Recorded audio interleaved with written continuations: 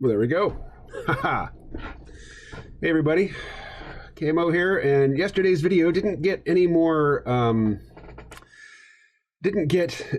distribution than normal, but it got a lot more comments and a lot more dislikes than normal, and also lost a few subscribers yesterday, but so it goes. Alrighty, you know, I'm cantankerous to a fault, particularly when it involves inflicting self-injury. So let's read some responses. And I think these are just in chronological order. So in yesterday's video, oh, I can't scroll there. What am I doing? I have messed it up. There we go. Okay. I need to pop over here.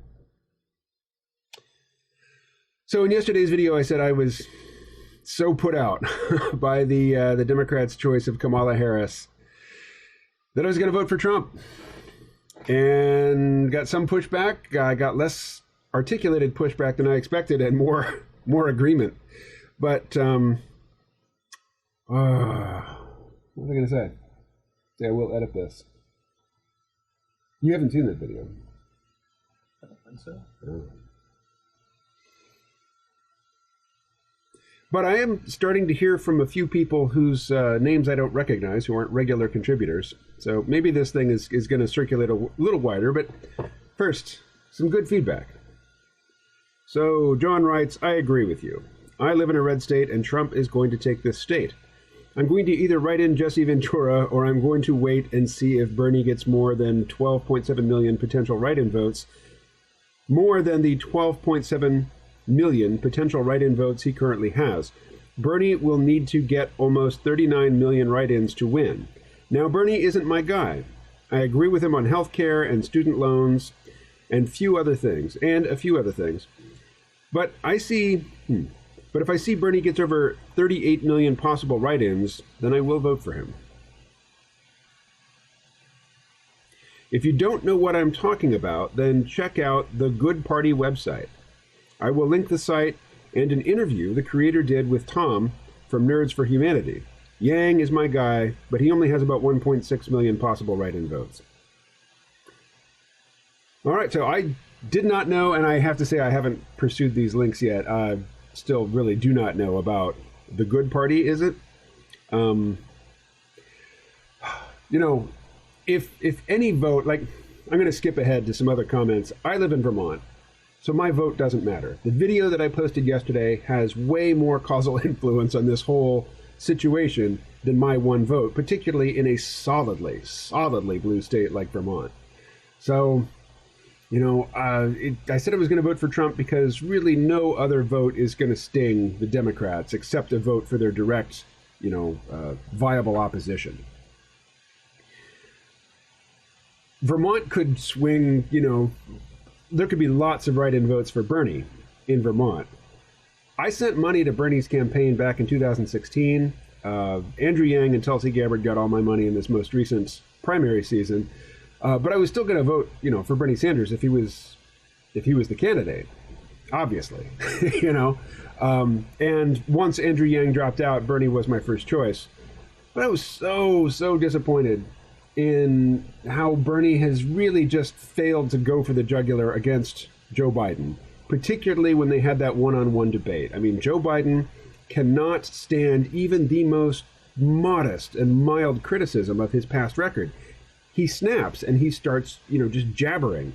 Word salad comes out of him when he gets frustrated, and he gets frustrated very easily. And Bernie just treated him with kid gloves, walked on eggshells, you know, not to upset him. It was the most boring performance from Bernie Sanders that I've ever seen. Even the performance, you know, where he was just days away from a heart attack, one of the primaries last summer, he put on a better show than he did in that one-on-one against Biden.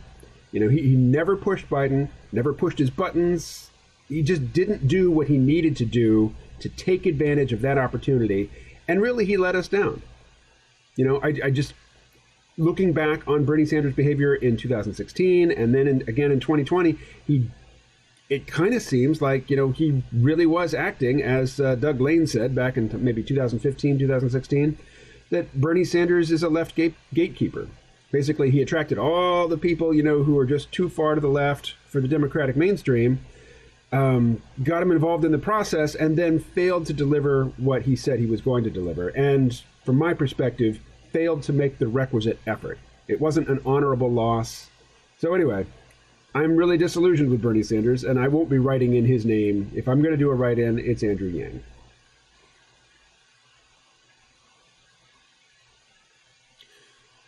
Sorry if I mispronounce your name, but Khaldun writes, I'm extremely pissed off with Biden for picking Kamala.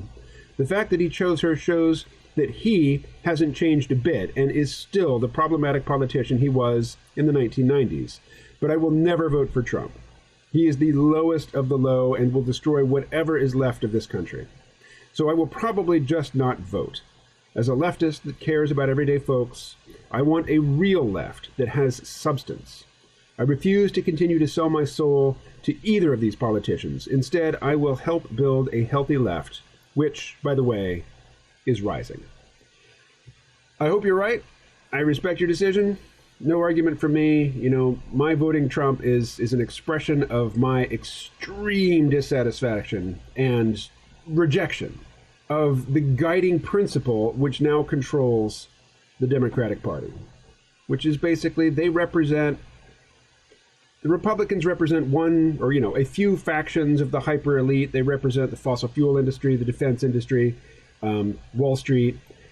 The Democrats, they have a different few factions within the oligarchic, plutocracy that they support. Silicon Valley, also Wall Street, tech companies.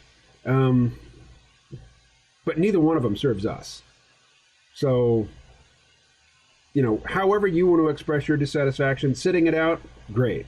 I'm not saying vote for Trump. I don't want him to be president. It's just I even more want the Democratic Party to suffer for their irresponsible actions in this election cycle and for the fact that they have long since joined the Republicans in siding with capital over normal people.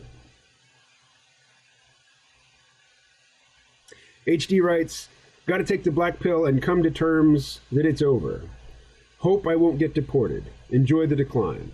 There's a lot going on there that I just don't have the information to unpack. It's over? What's it? I don't know. If you are here and you don't want to be deported, I hope you don't get deported too.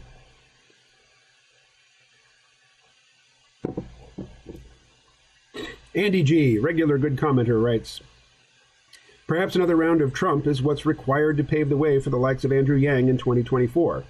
Not being a U.S. citizen, it's not like I'm overtly invested in any particular candidate, though it would have been nice to see Yang get the Democratic nomination so the rest of us at least could see how the whole UBI plan pans out.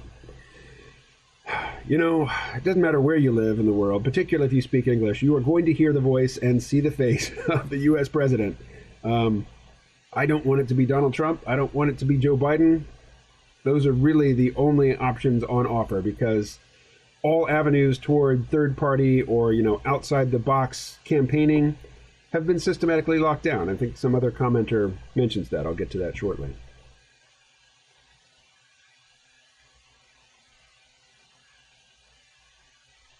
So, Ahsoka writes, I don't believe you. I reckon you're going to sit this one out. Okay, this is important. I responded, yeah, I'm not vowing to vote for Trump. Not sure I could actually bring myself to do it. Again, the video and the contribution to the public conversation has more practical weight, more causal authority really in this world than my one singular vote. I'm not vowing to vote for Trump. I was just expressing my dissatisfaction. Maybe I will. Maybe I'll go through with it. It's really not important. Living where I do, given the dynamics of the electoral system as it stands, my vote doesn't matter. Making videos matters way more, and I don't overestimate the impact of these videos. They mean next to nothing, but my vote means absolutely nothing.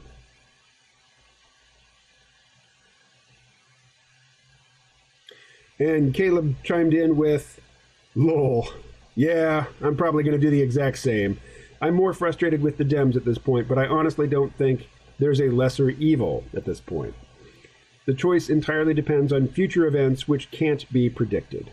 If I'm being honest with myself, I'll probably sit this one out or try to vote Unity 2020.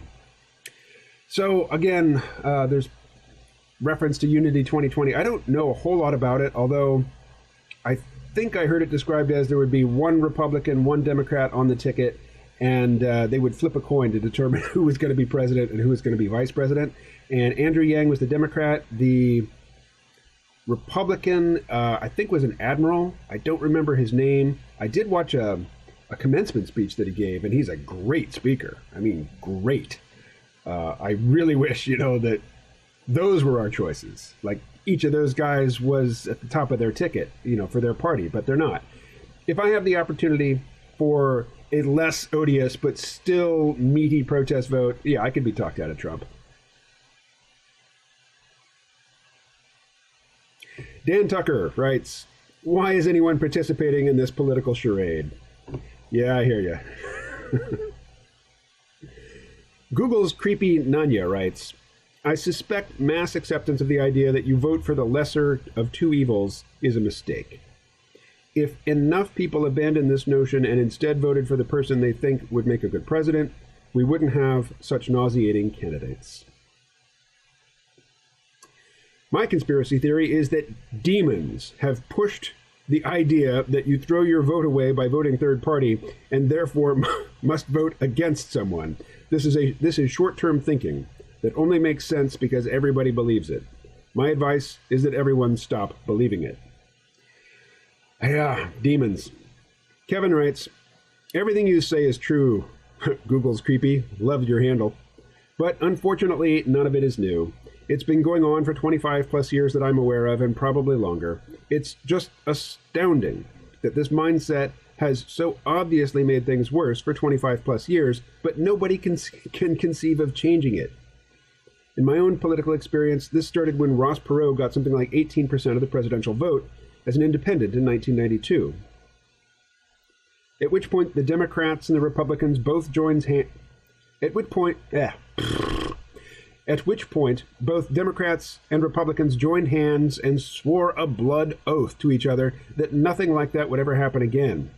At that point, the "throwing your vote away" slogan was born, and a bipartisan commission of party hacks took control of the TV debates away from the neutral League of Women Voters. And the new debate commission began its current practice where they changed the rules for qualifying for debates in real time every 5 minutes to make sure that no third party, or really any outsider within the parties, can ever qualify for free TV time again. And ever since then, the differences between the parties have grown smaller and smaller as they cooperate to screw independents and third parties until at this point you need a microscope to see them being the differences between the parties. Yeah, I agree with all of that, and I would simply add,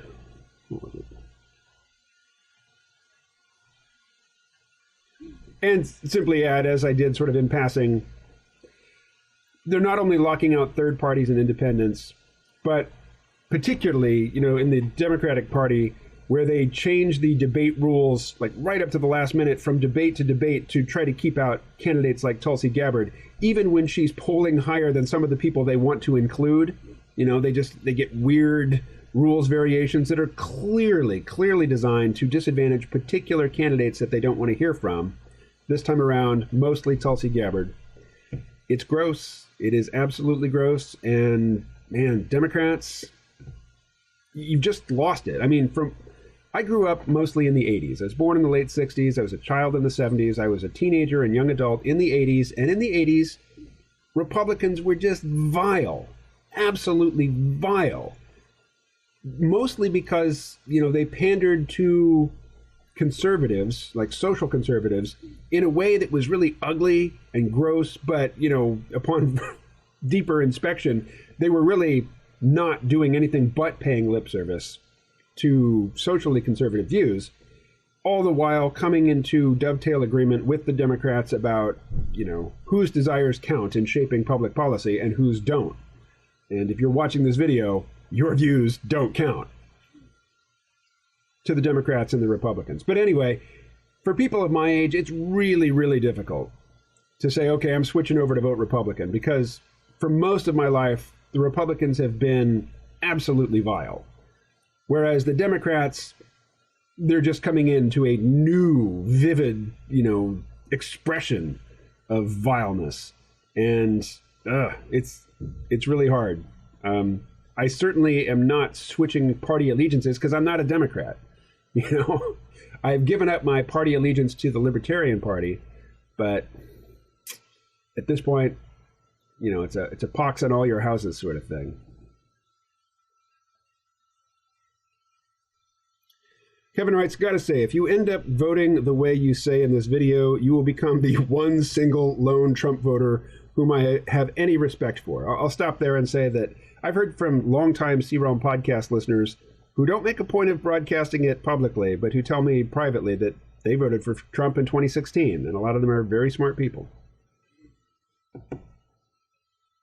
Kevin continues, you have laid out a moral and principled position. Long before this video, you've always been anti-drug war and stuck to it. The Trump voters I know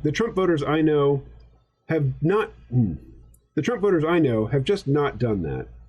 They all have very moral and principled positions, not the same ones as yours, but they refuse to acknowledge that Trump doesn't share them. At root, they're only voting to pwn the libs. You are one of the few people talking sense these days. That an individual's vote in a solidly red-blue state makes no difference whatsoever, and therefore bears no responsibility whatsoever, due to our utterly and thoroughly dysfunctional voting system, which neither party wants to change in the slightest. Thank you for putting this out there. Well, thanks for watching, Kevin, and not just this video, but, sticking with me for so long and providing such excellent feedback for so many years. Thank you. Just writes, hey, KMO, no question, because I think you stated your position perfectly clearly. I'm not as focused on the drug war as you are, but choosing Harris has removed any doubts I had about not voting for Biden. I won't be voting for Trump, who, to be clear, is not just bad, but potentially catastrophically bad for the country and the world. I haven't voted for a Democrat for president since 2008, and it was clear to me by 2012 that Obama had lost the plot. So I guess it's green for me again. The thing your video did do is that I now intend to post on Facebook my refusal to vote for Biden/Harris and the reasons why, which is sure to get some vitriol slung my way. Yeah, it surely will. I'll close with something I said last cycle that I think is equally true this time as well. This election offers no good choices. Only differing types and degrees of bad ones. That being the case, I don't begrudge anyone their sincere, well-informed choice, no matter what it is and whether or not it agrees with mine. Be well. Thank you, Jess. And everything I said to Kevin, true of Jess as well. Long-time provider of excellent feedback. Hikane, otherwise known as Colin over at the TV station, writes, the sniffing/groping didn't push you over the edge. Okay, I'm not going to cut in with images of Joe Biden putting his hands over young girls and putting his face down on their necks and in their hair. You've all seen it. Yeah, it's gross. And no, that's not what pushed me over the edge. It was Kamala Harris that pushed me over the edge.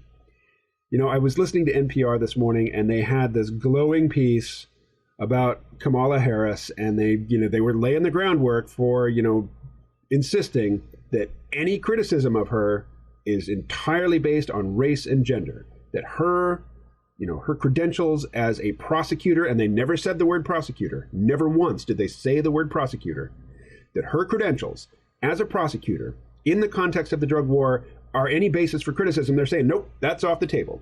The only people who could possibly criticize Kamala Harris are vile racists and sexists, and they're, knuckle-dragging troglodytes, and there's no room for that kind of, ugly, bigoted, mean-spirited behavior in the country that we all love here in the 21st century. NPR is totally carrying the water for the DNC, which is why, I don't take them seriously anymore. I still listen to them a little bit every day, like in my morning flash briefing, and sometimes a little bit more, but I'm a lifelong NPR listener, and I am disgusted with NPR these days, really.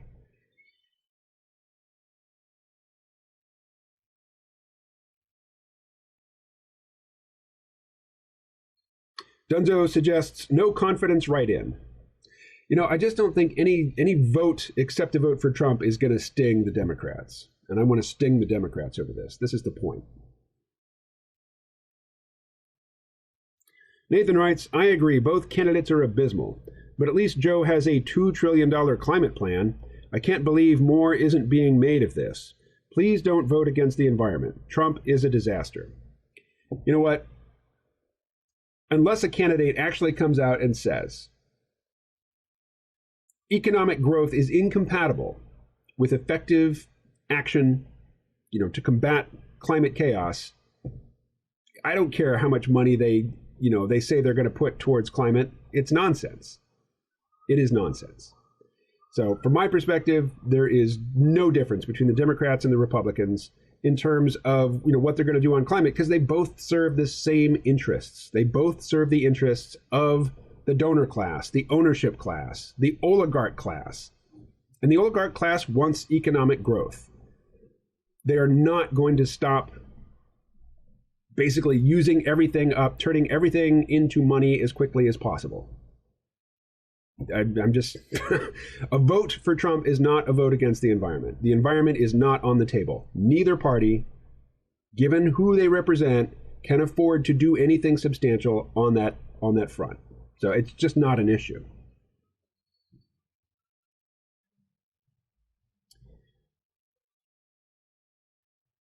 Franken says, I understand, but there are other choices. Vote Green or Libertarian. Sure, they won't win, but it's a punch in the face for both parties.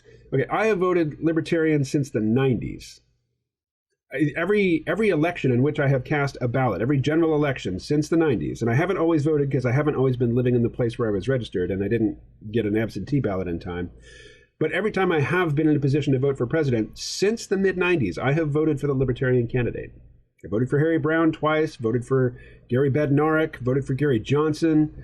I have voted Libertarian, but I'm done with them because part of their identity is opposition to universal health care.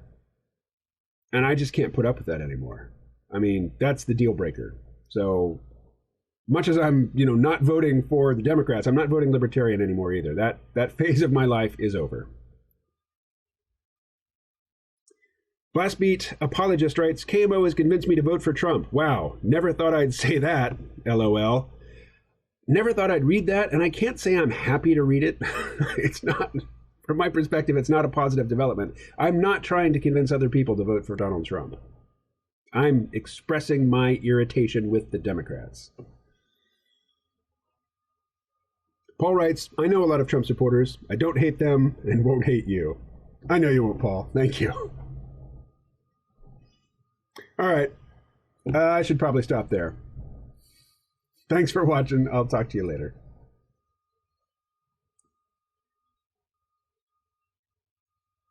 Oh, the record button on the